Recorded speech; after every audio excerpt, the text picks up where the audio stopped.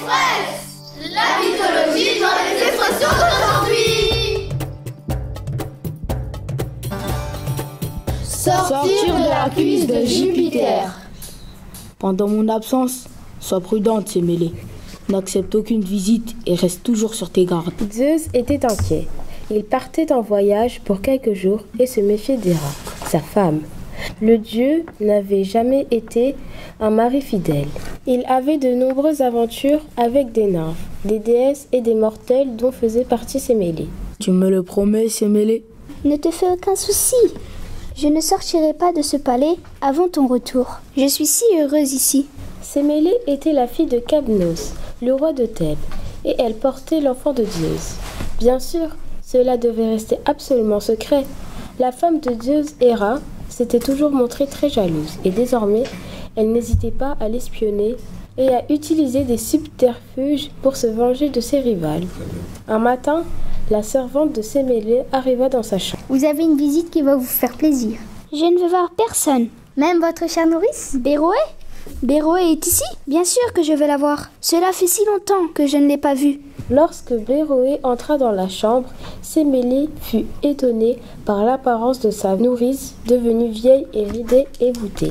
Pour ne pas montrer sa peine, elle se mit à bavarder et lui raconta son amour pour Zeus et l'arrivée prochaine de leur enfant. Je souhaite que celui que tu aimes soit bien Zeus. Mais en as-tu la preuve? Je ne peux pas me tromper. Ah oui? Tu l'as déjà vu muni de sa foudre, avec sa panoplie de dieux des dieux? Non. Eh bien, suis mon conseil.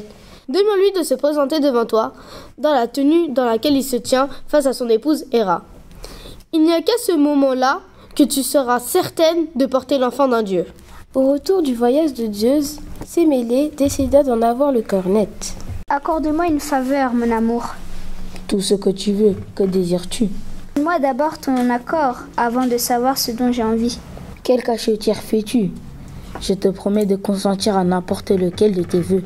Que le Styx, fleuve des enfers, m'en soit témoin. Alors va vite sur l'Olympe et reviens me voir vêtu comme tu l'es devant Héra.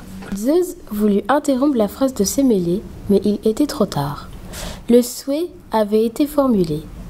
Le dieu des dieux, très inquiet, se demanda quelle idée était passée par la tête de Sémélé. Cela ne lui ressemblait pas. As-tu vu quelqu'un durant mon absence? Seulement ma nourrice, Béroé. Zeus savait maintenant que l'idée venait de sa femme Héra, qui avait découvert sa liaison et s'était fait passer pour Béroé. Je vais me préparer. Je ne serai pas long. Sémélé ne devina pas le chagrin de Zeus. Rassurée, elle était certaine maintenant d'être aimée par le vrai Zeus. Elle allait pouvoir l'admirer toute auréolée de sa gloire. Sur l'Olympe, Zeus choisissait sa panoplie, sa foudre la plus légère, même s'il savait bien, hélas, qu'elle était trop puissante pour garder en vie un mortel. Lorsqu'il entra dans la chambre, Sémélé dormait. Elle eut à peine le temps d'entrevoir une lumière fulgurante. Elle fut aveuglée et son corps se consuma. Bouleversée, Zeus se précipita, arrachant le bébé qu'elle portait pour le coudre dans sa propre cuisse. Il sauva ainsi leur enfant. Quelques mois plus tard, c'est le futur dieu de la vigne et du vin qui sortit de sa cuisse, le petit Dionysos. De cette histoire, on a retenu seulement l'anecdote de cette naissance très originale. Aujourd'hui, lorsqu'on parle de quelqu'un qui pense être exceptionnel ou qui se montre très prétentieux, on dit qu'il se croit sorti de la cuisse de Jupiter. Jupiter étant, vous le savez sûrement, le nom latin de Zeus.